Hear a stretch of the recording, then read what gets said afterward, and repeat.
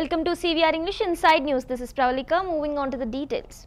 Union Minister Kiran Rijiju extended his greetings on the completion of 100 years of Indian hockey, calling it a historic milestone for the sport and the nation. He explained that hockey has played a vital role in shaping India's sporting identity, bringing glory through multiple Olympic triumphs and inspiring generations of athletics. Rijiju emphasized that centenary celebrations were not only about honoring the past but also about strengthening the future of hockey in India. He noted that the sport continues to unite people across regions and remains a symbol of national pride. Officials highlighted that the centenary events included exhibition matches, tributes to hockey legends, and cultural programs showcasing the sport's enduring legacy. 100 साल का पूरा journey complete हुआ है और 1928 में पहली बार Amsterdam Olympics में भारत ने गोल्ड मेडल जीती थी। 1928 एम्स्टर्डम में गोल्ड जीतने के बाद 1932 लॉस एंजलिस में फिर गोल्ड, 1936 बर्लिन ओलंपिक में फिर हॉकी में गोल्ड, फिर 1948 लंदन ओलंपिक्स, फिर 1952 हेलसिंकी, 1956 मेलबोर्न, 1964 टोक्यो ओलंपिक्स और फिर 1980 ओलंपिक्स। 8 गोल्ड जीते हैं। कई लेजेंडरी हमारे हॉकी के प्लेयर्स आज यहाँ आए हैं। भारत के वर्तमान मेंस वुमेन्स के टीम भी आए हैं। ये सेलिब्रेट करने के लिए मैं हॉकी इंडिया के प्रेसिडेंट दिलीप तर्की जी को बधाई देता हूँ और पूरे टीम को, स्पोर्ट्स मिनिस्टर मनसुख भाई भी आए हैं और कई लोग आए हैं। और हॉकी इंडिया का 100 साल पूरा होने पर मैं पूरा देशवासियों को अभिनंदन और बधाई देता हूँ। रिजिजू सर, जब आप स्टेट होम मिनिस्टर थे तब आपने एक अनुशंसा की थी कि ध्यानचंद जी को भारत रत्न मिलना चाहिए। वो अवार्ड का तो ध्यानचंद जी हमारे लिए बहुत बड़ा है, लेजेंडरी है, उसके लिए तो सम्मान दिखाओ। यहाँ तस्वीर भी सबसे बड़ा ध्यानचंद। इंडिया का 100 साल का पूरा जर्नी कंप्लीट हुआ है और 1928 में पहली बार एम्स्टर्डम ओलंपिक्स में भारत ने गोल्ड मेडल जीती थी। 1928 एम्स्टर्डम में गोल्ड जीतने के बाद 1932 लॉस एंजलिस में फिर गोल्ड, 1936 बर्लिन ओलंपिक में फिर हॉकी में गोल्ड, फिर 1948 London Olympic. BJP MP Arun Singh stated that the central government has set a goal to reduce Delhi's pollution by 40% by 2026. He remarked that had the party governed the capital a decade earlier, the current pollution crisis could have been avoided. Singh criticized the previous administration, accusing it of prioritizing propaganda under the Aam Aadmi Party banner rather than implementing effective cleanliness measures. He also alleged that funds were spent on superficial efforts rather than substantial environmental initiatives. According to him, the current government is committed to resolving the damage through concrete action and long-term planning, aiming to restore Delhi's air quality and public health. 2026 तक यह सरकार का लक्ष्य है कि 40% प्रदूषण दिल्ली का कम हो जाएगा। अगर पहले ही हमारी सरकार 10 साल पहले होती तो आज दिल्ली में पोल्यूशन नहीं होता। पहले की जो सरकार थी केवल प्रचार प्रसार आम आदमी पार्टी की एडवर्टाइजमेंट देती थी और रोने का काम करती थी। हमारी सरकार काम करने का कार्य करती है। पिछली जो सरकारें थी वह सरकार केवल एडवर्टाइजमेंट पे पैसा खर्च करती थी, किसी भी प्रकार का स्वच्छता का काम नहीं करती थी जो आम आदमी पार्टी की सरकार थी। अभी हमारी सरकार यहाँ डबल इंजन की बनी है। आप देखें यमुना भी स्वच्छ रहे, यमुना के स्वच्छता के लिए अभूतपूर्व कार्य हुआ है। और उसी के साथ साथ जो स्कूल है, सरकारी बिल्डिंगें हैं, उस पे भी सोलर प्लांट लगाए जा रहे हैं। सोलर एनर्जी के माध्यम से दिल्ली हरित हो, इलेक्ट्रिक गाड़ियों की संख्या बढ़ रही है। ऐसे चौमुखी प्रयास किए जा रहे हैं कि दिल्ली पूरी तरीके से पर्यावरण मुक्त हो और देश की राजधानी दिल्ली है तो यह अच्छी तरीके से यह बिल्कुल यहाँ प्रदूषण नहीं होना चाहिए। देखिए, पहले की जो सरकार थी आम आदमी पार्टी की तो रोना रोती थी। हमारी सरकार काम करती है, हम किसी पे दोषारोपण नहीं डालते। हमारी सरकार यह प्रयास कर रही रेखा गुप्ता जी के नेतृत्व में कि किस प्रकार से चारों ओर से पोल्यूशन पे प्रहार किया जाए और अनेकों योजनाओं के माध्यम से इसमें सफलता भी प्राप्त हो रही है। लेकिन जो पहले बैकलॉग हुआ उसको ठीक करने में थोड़ा समय तो लगेगा। देखिए, ट्रांसपोर्ट के ट्रैफिक के लिए भी अनेकों कदम उठाए जा रहे हैं कि किससे कैसे पोल्यूशन कम हो। जैसे मैंने कहा कि घरों के छतों पे भी सोलर सिस्टम लगाए जा रहे हैं। स्कूल चाहे बिल्डिंग हो, चाहे सरकारी बिल्डिंग हो, उसमें भी सोलर सिस्टम लगाए जा रहे हैं और चारों ओर से प्रदूषण कम करने का प्रयास हो रहा है। और दिल्ली में एमसीडी के माध्यम से लाखों पेड़ भी लगाए गए। तो यह जो चारों ओर से प्रयास होता है तभी जाकर के सफलता प्राप्त होती है। 2026 तक यह सरकार का लक्ष्य है कि 40% प्रदूषण दिल्ली का कम हो जाएगा। अगर District Election Officer Vishal Raj from Kishanjang appealed to all eligible voters to actively participate in the upcoming elections scheduled on November 11. He emphasized that voting is not just a right but a vital democratic duty that contributes significantly to the nation's progress. Raj reportedly stated that every vote holds power and urged citizens not to underestimate its importance. He added that casting a vote is a meaningful way to strengthen the democratic framework of the country. His message aimed to encourage higher voter turnout and reinforce civic responsibility among the electorate ahead of the designated polling day. सभी मतदाताओं से हम यह अनुरोध करना चाहेंगे कि 11 नवंबर जो हम लोगों का मतदान का दिवस निर्धारित है, उस दिन अपने मताधिकार का प्रयोग ज़रूर करें और ये बहुत ही मूल अधिकार है और इसी से हम लोग का लोकतंत्र आगे बढ़ता है। तो अपने वोट देने की जो कार्य है उसको कहीं से भी उसको कम मत समझें, वो बहुत ही ज़रूरी है और लोकतंत्र में अपना योगदान जरूर दें। सभी मतदाताओं से हम यह अनुरोध करना चाहेंगे कि 11 नवंबर जो हम लोगों का मतदान का दिवस निर्धारित है, उस दिन अपने मताधिकार का प्रयोग ज़रूर करें और ये बहुत ही मूल अधिकार है और इसी से हम लोग का लोकतंत्र आगे बढ़ता है। तो अपने वोट देने की जो कार्य है उसको कहीं से भी उसको कम मत समझें, वो बहुत ही ज़रूरी है और लोकतंत्र में अपना योगदान। सभी मतदाताओं से हम यह अनुरोध करना चाहेंगे कि 11 नवंबर जो हम लोगों का मतदान का दिवस निर्धारित है, उस दिन अपने मताधिकार का प्रयोग ज़रूर करें और ये बहुत ही मूल अधिकार है और इसी से हम लोग का लोकतंत्र आगे बढ़ता है। तो अपने वोट देने की जो कार्य है उसको कहीं से भी उसको कम मत समझें, वो बहुत ही ज़रूरी है और लोकतंत्र में अपना योगदान जरूर दें। सभी मतदाताओं से हम यह अनुरोध करना चाहेंगे कि 11 नवंबर जो हम लोगों का मतदान का दिवस निर्धारित है, उस दिन अपने मताधिकार का प्रयोग ज़रूर करें और ये बहुत ही मूल अधिकार है और इसी से हम लोग का लोकतंत्र आगे बढ़ता है। तो अपने वोट देने की जो कार्य है उसको कहीं से भी उसको कम मत समझें, वो बहुत ही ज़रूरी है और लोकतंत्र में अपना योगदान। सभी मतदाताओं से हम यह अनुरोध करना चाहेंगे कि 11 नवंबर जो हम लोगों का मतदान का दिवस निर्धारित है, उस दिन अपने मताधिकार का प्रयोग ज़रूर करें और ये बहुत ही मूल अधिकार है और इसी से हम लोग का लोकतंत्र आगे बढ़ता है। तो अपने वोट देने की जो कार्य है उसको कहीं से भी उसको कम मत समझें, वो बहुत ही ज़रूरी है और लोकतंत्र में अपना योगदान जरूर दें। सभी मतदाताओं से हम यह अनुरोध करना चाहेंगे कि 11 नवंबर जो हम लोगों का मतदान का दिवस निर्धारित है, उस दिन अपने मताधिकार का प्रयोग ज़रूर करें और ये बहुत ही मूल अधिकार है और इसी से हम लोग का लोकतंत्र आगे बढ़ता है। तो अपने वोट देने की जो कार्य है उसको कहीं से भी। Gujarat Chief Minister Bhupendra Patel announced a rupees 10,000 crore relief package to support farmers whose crops were damaged by unprecedented unseasonal rains across the state. Agriculture Minister Jitu Waghani explained that the government had reviewed the losses and emphasized its commitment to swift recovery and farmer welfare. He said the package would cover both irrigated and non-irrigated crops with compensation fixed at rupees 22,000 per hectare for up to 2 hectares per farmer. Patel noted that the rains were among the worst in 2 decades, affecting over 42 lakh hectares and 16,000 villages.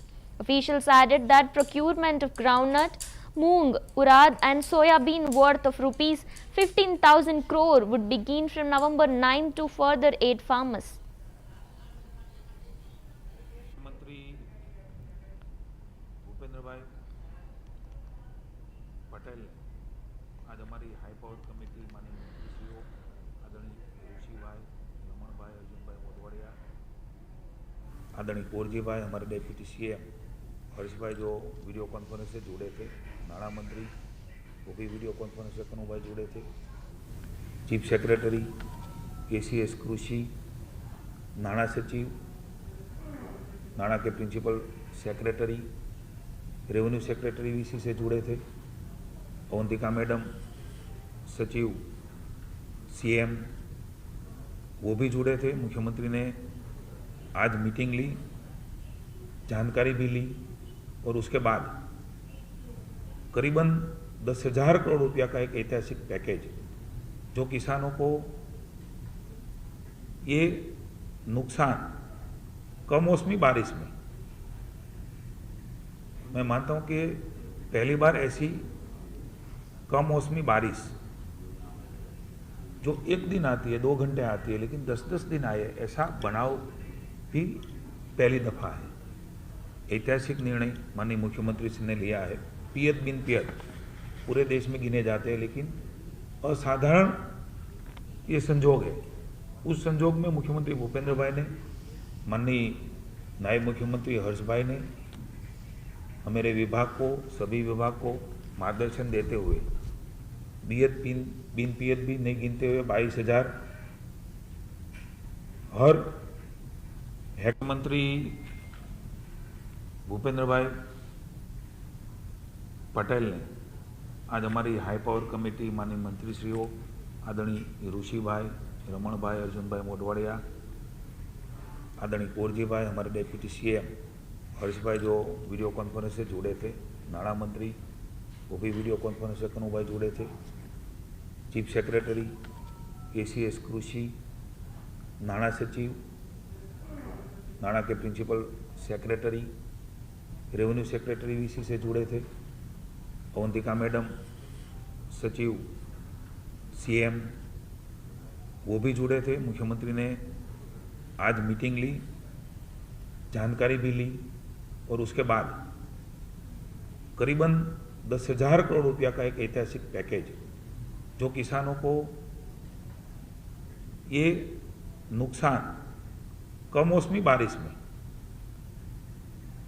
मैं मानता हूं कि पहली बार ऐसी कमौसमी बारिश जो एक दिन आती है, 2 घंटे आती है, लेकिन 10-10 दिन आए, ऐसा बनाव भी पहली दफा है। ऐतिहासिक निर्णय माननीय मुख्यमंत्री जी ने लिया है।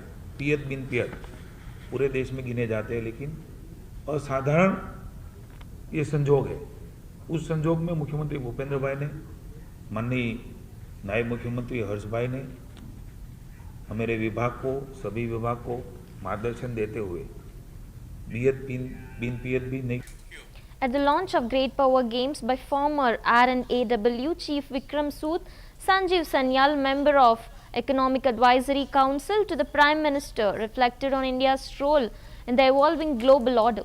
He explained that the book examines current power struggles and India's place within them. Sanyal emphasized that no nation would voluntarily create space for India, meaning progress required generations of effort. He noted that India must navigate a world of frenemies where countries act as both allies and rivals, and success would depend on building a broad social consensus according to citizens and companies, government and political parties. He added that while the world may support poverty reduction, strategic space must be earned by India itself. So I'm here today to launch Mr. Vikram Sood's book Great Power Game, from Western Decline to Eastern Ascent. And basically what he does in this book, which is that he looks at the power dynamics of the world as we stand today and India's place in it. And of course we had an excellent panel of discussants. And one of the things that did come out is that, look, we in India should realize that nobody is going to make space for us. So this does require generations of effort, in which we will deal with a universe of frenemies, people who are both friends and enemies at the same time. And in that universe we will have to trudge forward, and it requires a certain social consensus across people, companies, government, political parties, etc., to simply over decades to keep chipping away. So this is what we have here, is a huge opportunity, but that does require that we as a country, push forward, while recognizing that the world, while it may wish us well in terms of removing poverty and so on, will not. So I'm here today to launch Mr. Vikram Sood's book Great Power Game, from Western Decline to Eastern Ascent. And basically what he does in this book, which is that he looks at the power dynamics of the world as we stand today and India's place in it. And of course we had an excellent panel of discussants. And one of the things that did come out is that, look, we in India should realize that nobody is going to make space for us. So this does require generations of effort, in which we will deal with a universe of frenemies, people who are both friends and enemies at the same time. And in that universe we will have to trudge forward, and it requires a certain social consensus across people, companies, government, political parties, etc., to simply over decades to keep chipping away. So this is what we have here as a huge opportunity, but that does require that we as a country, push forward while recognizing that the world. Uttarakhand Chief Minister Pushkar Singh Dhami participated in the Ninad Utsav 2025 at the Himalayan Cultural Centre, Gari Kant, celebrating the state's rich cultural heritage and its 25 years of formation. Addressing the gathering, Dhami said the festival was not just a program but a celebration of Uttarakhand's sensitivity, culture and resolve. He explained that Ninad signifies a sound that touches the soul, and the soul of Uttarakhand resonates through its folk songs, dances, instruments and traditions. Marking the silver jubilee of statehood, Dhami expressed gratitude to the activists of statehood movement whose sacrifice paved the way for Uttarakhand's creation and the pride in state's progress over the past 25 years, calling it a journey of resilience and achievement. जो आत्मा को छूती है, आत्मा को छू जाए, और सच कहूं तो उत्तराखंड की आत्मा का निनाद उसके लोकगीतों में, नृत्यों में, वाद्य यंत्रों और परंपराओं में ही बसता है। और जब हम उत्तराखंड राज्य गठन के 25 वर्ष पूरे कर रहे हैं, तो यह अवसर कृतज्ञता और गर्व का क्षण है। कृतज्ञता उन राज्य आंदोलनकारियों के प्रति है जिन्होंने अपने लंबे संघर्ष से, त्याग से, बलिदान से हमें उत्तराखंड की पहचान दी, उत्तराखंड राज्य स्थापना का मार्ग प्रशस्त किया। और गर्व इस बात का है कि हम सब ने मिलकर 25 वर्षों में देवभूमि उत्तराखंड को नई ऊंचाइयों तक पहुंचाया है। भाइयों बहनों, उत्तराखंड केवल एक भौगोलिक प्रदेश नहीं है, बल्कि एक संस्कृति, एक भावना और एक जीवन दर्शन है। यहाँ की नदियां हमें संयम सिखाती हैं, यहाँ के पर्वत हमें स्थिरता का पाठ पढ़ाते हैं, और यहाँ की लोक संस्कृति हमें बताती है कि जीवन का असली सौंदर्य सादगी और सामंजस्य में बसता है। इसलिए हमारे जागड़, झोड़ा, चांचरी, हुड़का और रणभेरी ये केवल कलात्मक अभिव्यक्तियां नहीं, बल्कि ये हमारी आत्मा है। निनाद जैसे आयोजन हमें अपनी उसी मूल से जोड़ते हैं और हमें याद दिलाते हैं कि आधुनिक विकास के साथ साथ संस्कृति की जड़ों को मजबूत रखना भी बहुत जरूरी है, अत्यंत आवश्यक है। मुझे बताया गया कि इस मंच के माध्यम से उत्तराखंड ही नहीं, बल्कि पूरे हिमालयी क्षेत्र की जो समृद्ध सांस्कृतिक परंपराएं हैं, उन सभी को इस निनाद के माध्यम से एक सूत्र में पिरोया गया है। एक और जहां हिमाचल के खोड़ा नृत्य ने जो आत्मा को छूती है, आत्मा को छू जाए, और सच कहूं तो उत्तराखंड की आत्मा का निनाद उसके लोकगीतों में, नृत्यों में, वाद्य यंत्रों और Punjab BJP General Secretary Anil Sarin expressed satisfaction over the Union Education Ministry decision to withdraw its earlier notification that sought to restructure Punjab's universities, senate and syndicate. He explained that the move had triggered widespread protest from students, teachers, and political parties, who argued that undermined Punjab's historical rights over the university. Sari noted that withdrawal restored the existing governance framework under the Punjab University Act 1947 and reflected the centre's willingness to consider stakeholder concerns. He emphasized that the decision would help maintain the democratic character of the institution and ensure continuity in its functioning. The development was seen as a relief for those opposing centralization of the university's governance system. ਸਭ ਤੋਂ ਪਹਿਲਾਂ ਮੈਂ ਕੇਂਦਰ ਸਰਕਾਰ ਦਾ ਧੰਨਵਾਦ ਕਰਦਾ ਕਿ ਉਸਨੇ ਜਿਹੜੀ ਪੰਜਾਬ ਯੂਨੀਵਰਸਿਟੀ ਦੀ ਸੈਨੇਟ ਦੀ ਕੰਪੋਜੀਸ਼ਨ ਔਰ ਕਨਸਟੀਟਿਊਸ਼ਨ ਨੂੰ ਲੈ ਕੇ ਜਿਹੜੀ ਨੋਟੀਫਿਕੇਸ਼ਨ ਇਸ਼ੂ ਕੀਤੀ ਸੀਗੀ ਉਹਨੂੰ ਪੂਰਨਤः ਵਾਪਸ ਲੈ ਲਿਆ। ਇਹਦੇ ਲਈ ਮੈਂ ਉਹਨਾਂ ਨੂੰ ਬਹੁਤ-ਬਹੁਤ ਵਧਾਈ ਦਿੰਦਾ, ਧੰਨਵਾਦ ਕਰਦਾ ਉਹਨਾਂ ਦਾ। ਅਸੀਂ ਪਹਿਲੇ ਦਿਨ ਤੋਂ ਕਹਿ ਰਹੇ ਆ ਰਹੇ ਸੀ ਕਿ ਭਾਰਤੀ ਜਨਤਾ ਪਾਰਟੀ ਪੰਜਾਬ ਦੇ ਹਿੱਤਾਂ ਦੀ ਰਾਖੀ ਲਈ ਵਚਨਬੱਧ ਹੈ। ਪੰਜਾਬ ਦੀ ਤਰੱਕੀ ਔਰ ਖੁਸ਼ਹਾਲੀ ਲਈ ਜੋ ਲੋੜੀਂਦਾ ਹੋਏਗਾ, ਭਾਰਤੀ ਜਨਤਾ ਪਾਰਟੀ ਪੰਜਾਬ ਦਾ ਯੂਨਿਟ ਉਸ ਦੇ ਨਾਲ ਖੜਾ ਹੈ। ਸਾਡੇ ਕਾਰਜਕਾਰੀ ਅਧਿਕਸ਼ ਅਸ਼ਵਨੀ ਸ਼ਰਮਾ ਜੀ ਨੇ ਇਹ ਸਾਰਾ ਵਿਸ਼ਾ ਜੋ ਜਾ ਕੇ ਕੇਂਦਰ ਸਰਕਾਰ ਦੇ ਸਾਹਮਣੇ ਰੱਖਿਆ, ਕੇਂਦਰੀ ਲੀਡਰਸ਼ਿਪ ਦੇ ਸਾਹਮਣੇ ਰੱਖਿਆ, ਤੇ ਉਹਨਾਂ ਨੇ ਵੀ ਪੰਜਾਬ ਦੇ ਲੋਕਾਂ ਦੀ ਭਾਵਨਾ ਦੀ ਕਦਰ ਕਰਦੇ ਹੋਏ, ਚਾਹੇ ਉਹਦੇ ਚ ਸਾਡੇ ਵਿਦਿਆਰਥੀ ਸਾਥੀ ਹੋਣ, ਚਾਹੇ ਟੀਚਰਸ ਹੋਣ, ਪ੍ਰੋਫੈਸਰਸ ਹੋਣ, ਸਭ ਦੀ ਭਾਵਨਾ ਦੀ ਕਦਰ ਕਰਦੇ ਹੋਏ ਸਾਰੇ ਪੰਜਾਬੀਆਂ ਦੀ ਉਹਨਾਂ ਕੇਂਦਰ ਸਰਕਾਰ ਨੇ ਇਸ ਨੋਟੀਫਿਕੇਸ਼ਨ ਨੂੰ ਵਾਪਸ ਲਿੱਤਾ।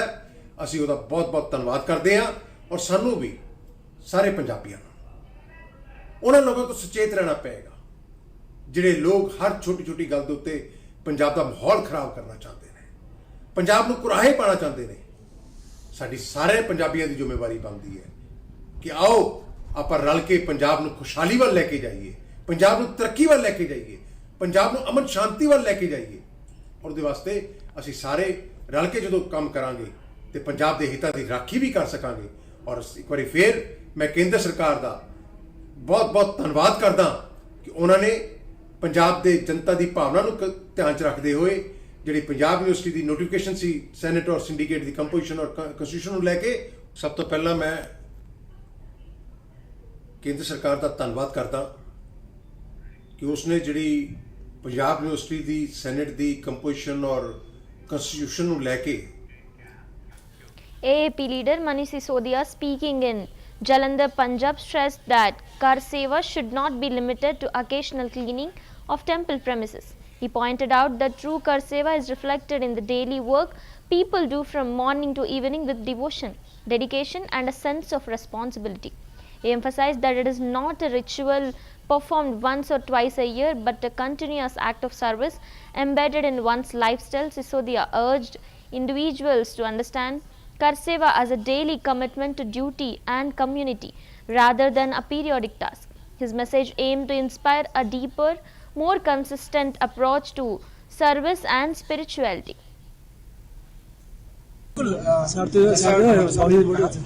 कार सेवा बहुत पवित्र क्रम है, लेकिन मतलब मैं इस रूप में नहीं देखता कि साल में या 2 साल में या 6 महीने में मंदिर में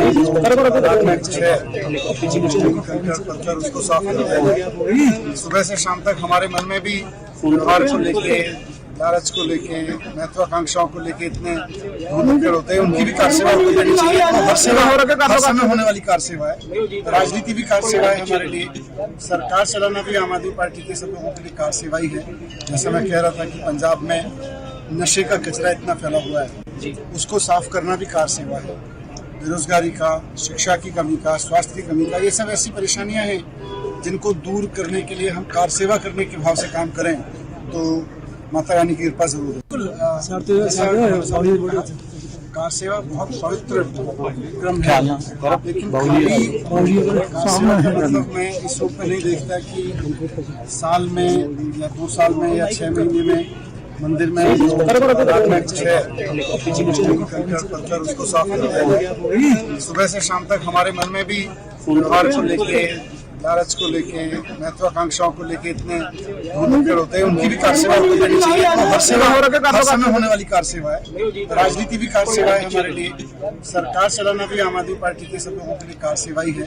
जैसा मैं कह रहा था कि पंजाब में नशे का कचरा इतना फैला हुआ है, उसको साफ करना भी कार सेवा है। बेरोजगारी का, शिक्षा की कमी का, स्वास्थ्य की कमी का, ये सब ऐसी परेशानियां हैं जिनको दूर करने के लिए हम कार सेवा करने के भाव से काम करें। In Bhopal, Madhya Pradesh, Chief Minister Mohan Yadav announced that young individuals had been appointed to various posts in the forest and health departments.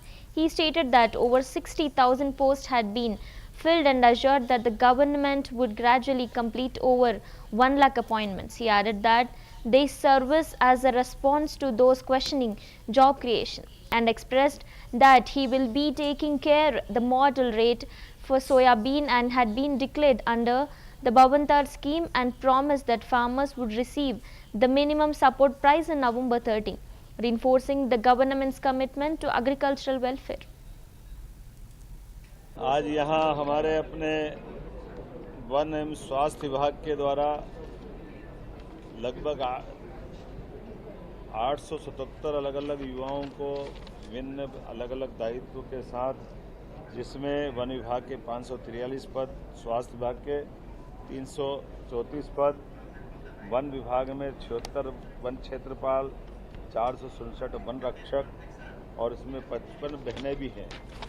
इसी के साथ साथ हेल्थ डिपार्टमेंट के नवनियुक्त 75 एनेस्थीसिया विशेषज्ञ, 62 सर्जन, 106 शिशु रोग विशेषज्ञ, 91 नर्सिंग ऑफिसर्स और नर्सिंग ऑफिसर से 14,410 पद हैं। इसमें से 12,470 की भर्ती हमने की है।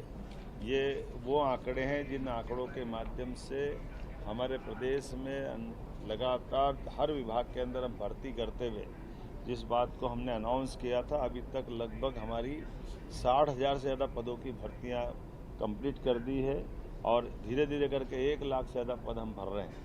कुल मिलाकर के ये सरकारी पद है। ये उनको जवाब है जो कहते हैं कि रोज़गार कितने लोगों को दिया है।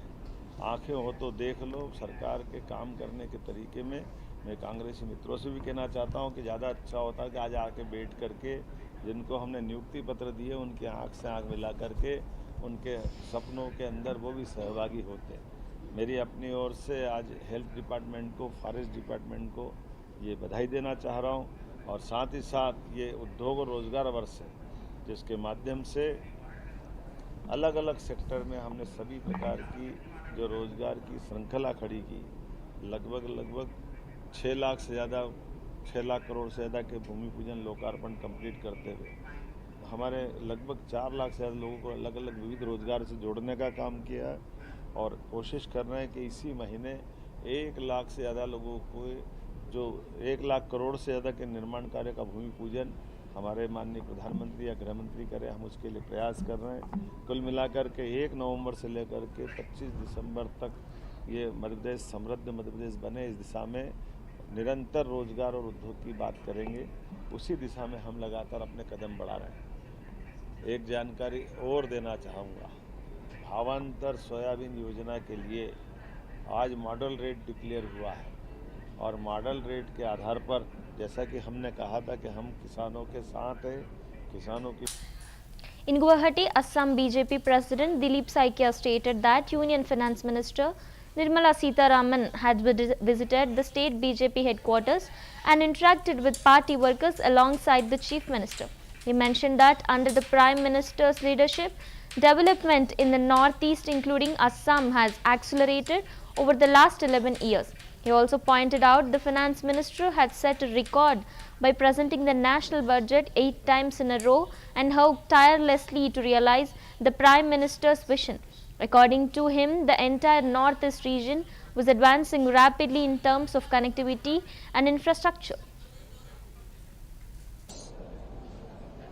माननीय केंद्रीय वित्त मंत्री श्रीमती निर्मला सीतारमण जी का प्रदेश भाजपा कार्यालय का दौरा हुआ है।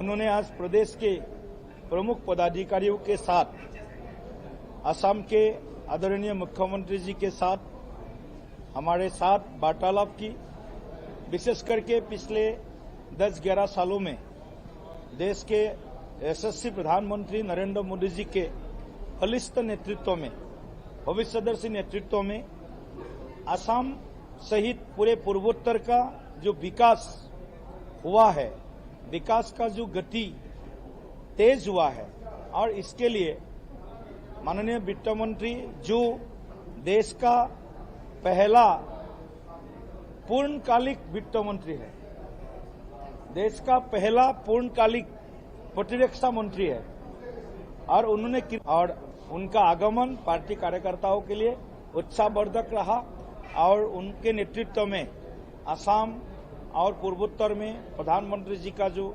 मार्गदर्शन है और एक्टिव पॉलिसी जो है, लुकिस पॉलिसी नहीं, एक्टिव पॉलिसी के माध्यम से पूर्वोत्तर को वित्त मंत्री जी का आगमन का बहुत। That's all for now. Stay tuned to CVR English.